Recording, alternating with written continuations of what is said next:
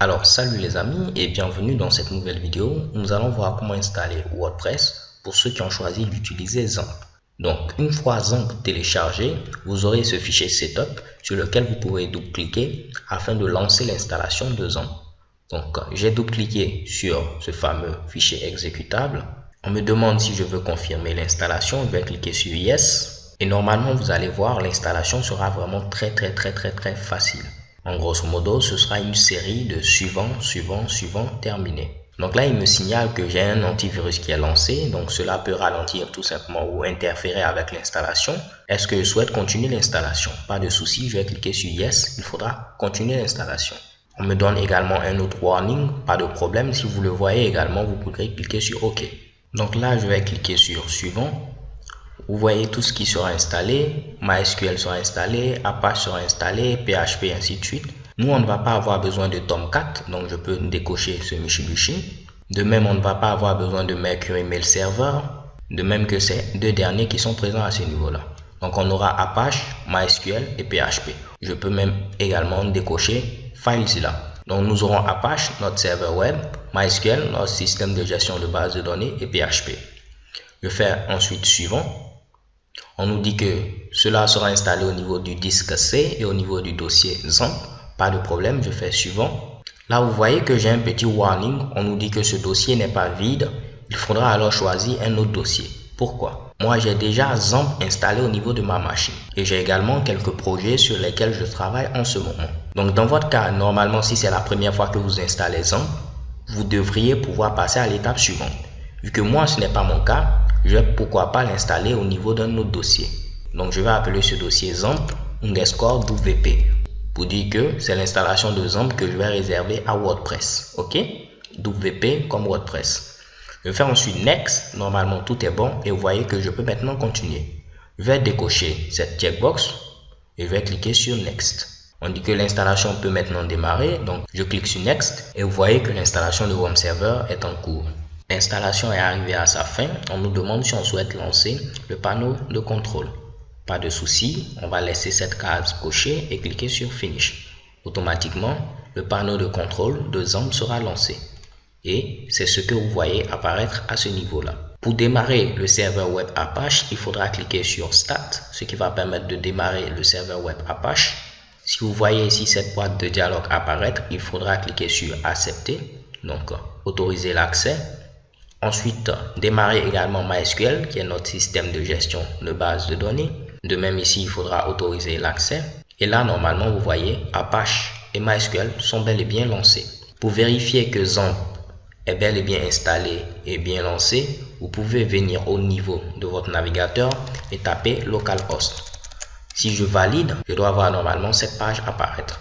Si tel est votre cas, félicitations les gars, XAMPP est bel et bien installé et bien lancé au niveau de votre machine.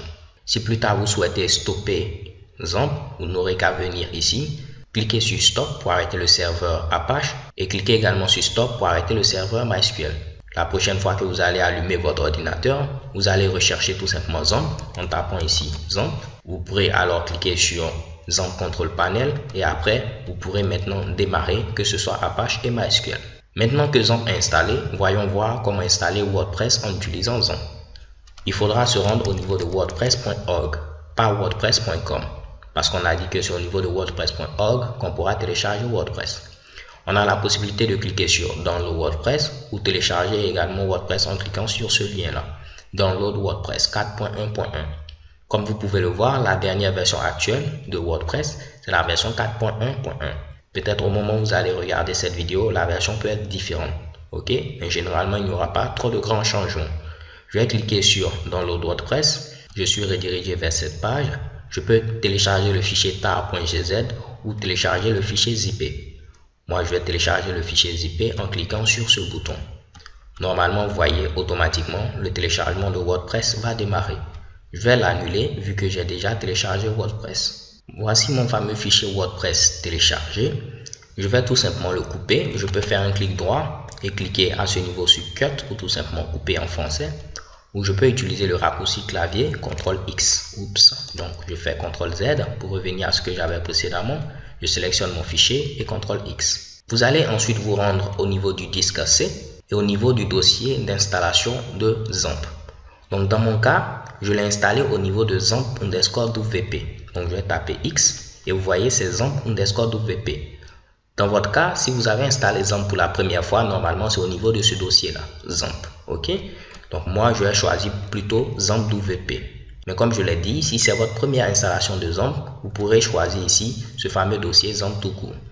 Je viens au niveau de XAMPP_WP et on doit se rendre au niveau du dossier htdocs. Au niveau du dossier htdocs, c'est à ce niveau-là que vous allez mettre l'ensemble de vos projets. En réalité, lorsque vous tapez à ce niveau-là, localhost, tout simplement comme cela, il va venir regarder l'ensemble des projets qui sont présents au niveau de htdocs. Je vais tout simplement fermer ce dossier-là pour ne pas qu'il me gêne. Ici, je vais coller le fichier qu'on a tout simplement coupé en faisant CTRL V ou tout simplement clic droit coller et je vais l'extraire en utilisant WinRAR. Vous pourrez utiliser n'importe quel outil d'extraction, par exemple WinZip, ainsi de suite. Donc, il va extraire ce fameux fichier zippé et j'aurai maintenant un dossier qui aura pour nom WordPress. Dans ce dossier WordPress, vous aurez l'ensemble des fichiers et des dossiers qui vont constituer votre projet WordPress. Je vais supprimer ce fichier zippé vu que je ne vais plus l'utiliser et vous pourrez renommer ce dossier-là en donnant le nom de votre projet. Par exemple ici WordPress test, ainsi de suite. Moi, je vais laisser le nom par défaut vu qu'on est en train de tester à ce niveau-là. Une fois que j'ouvre ce dossier, j'ai l'ensemble des fichiers et l'ensemble des dossiers, comme je le disais, qui composaient WordPress. Donc, en tapant localhost, il va venir directement ici voir ce qui est présent à ce niveau-là. Donc, moi, je vais dire qu'il faudra rentrer dans le dossier WordPress. Donc, viens au niveau de localhost, mais rentre dans le dossier ici WordPress. Localhost, cela veut dire tout simplement votre propre machine. Vous travaillez en local. Vous êtes en train de travailler directement sur votre machine. En lieu et place de taper localhost, vous pourrez aussi taper 127.0.0.1. 127.0.0.1, c'est l'adresse IP qui correspond à localhost.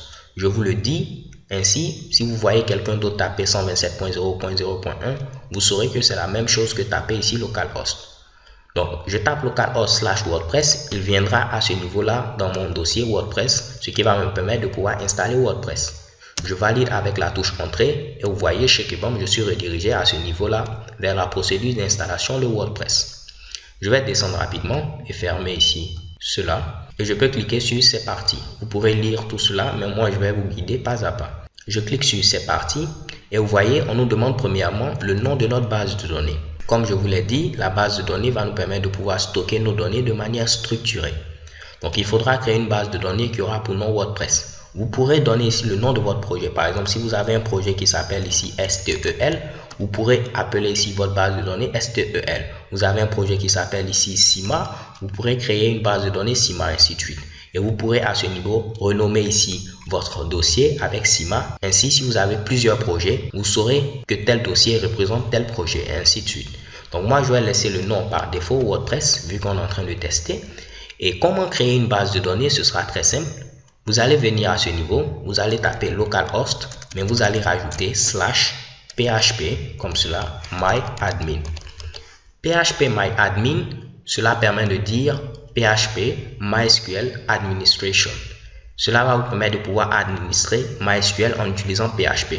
En effet, si vous voulez créer des bases de données ainsi de suite, il faudra le faire au niveau de la console qui est présente à ce niveau. Cela peut être vraiment difficile pour un débutant. Donc, en utilisant par exemple PHP myadmin, vous aurez la possibilité de créer votre base de données en utilisant une interface graphique. Donc, normalement, si je valide et que tout est bon, je serai redirigé vers PHP myadmin. À ce niveau-là, vous pourrez créer ici votre base de données en cliquant sur Database. Si vous êtes en français, vous pourrez cliquer sur Base de données. Pour mettre ici l'interface d'administration en français, vous sélectionnez Language et vous choisissez ici French, français. Moi, je vais laisser en anglais et je vais cliquer sur base de données. À ce niveau-là, on demande le nom de notre base de données. Vu que ici, j'ai appelé notre base de données WordPress, donc là, je dois créer une base de données qui aura pour nom WordPress. Au niveau de collation, là, je vais prendre tout simplement UTF-8 General CI pour ne pas avoir de problème d'encodage. Donc, vous sélectionnez UTF-8 General CI. Cela va vous permettre de ne pas avoir des problèmes avec les accents. Je clique ensuite sur Create et vous voyez notre base de données WordPress a été créée. Vu que notre base de données a été créée, sans problème, je pourrais continuer l'installation. On nous demande l'identifiant ici, au niveau ici de notre serveur MySQL. Par défaut, l'identifiant c'est root.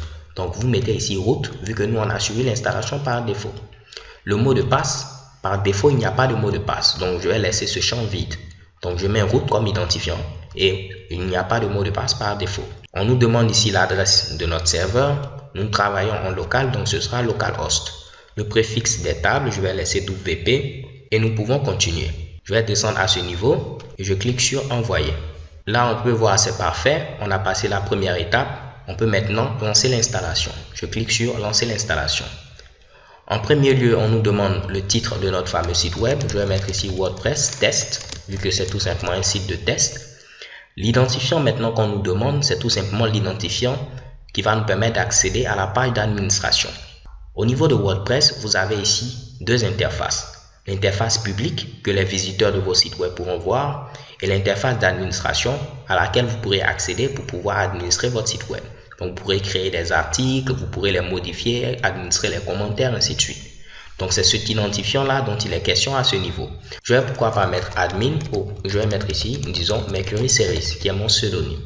Pour le mot de passe, vous devez mettre un mot de passe sécurisé. Vu que nous, on est tout juste en train de tester et je ne veux pas oublier ce mot de passe, je vais mettre 1, 2, 3, 4, 5, 6 et le répéter à ce niveau-là, 1, 2, 3, 4, 5, 6. Mais vous pouvez voir, on nous dit que le mot de passe est très faible.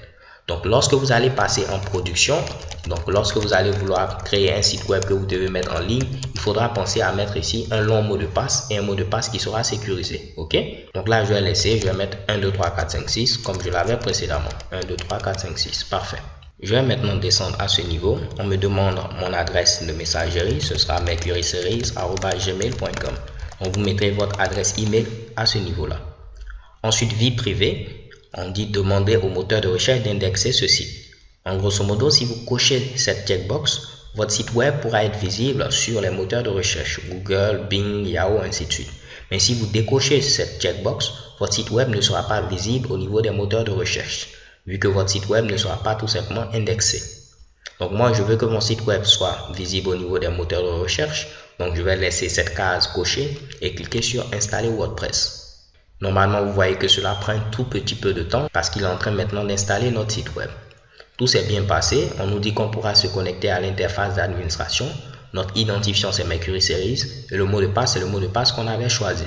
Je clique sur se connecter.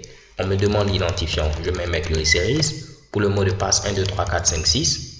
Si vous souhaitez ici ne pas avoir à taper à chaque fois les identifiants, vous pourrez cocher cette checkbox en mettant ici se souvenir de moi. Si par contre vous souhaitez retaper à chaque fois les credentials, vous pouvez décocher cette checkbox et cliquer sur se connecter. Automatiquement, vous serez connecté à l'interface d'administration de WordPress. Donc les gars, si vous voyez cette page apparaître, qui est tout simplement le dashboard, félicitations, vous avez bel et bien ici WordPress installé. Dans cette vidéo, nous avons vu comment installer XAMPP qui nous permettait d'avoir à la fois Apache, MySQL et PHP.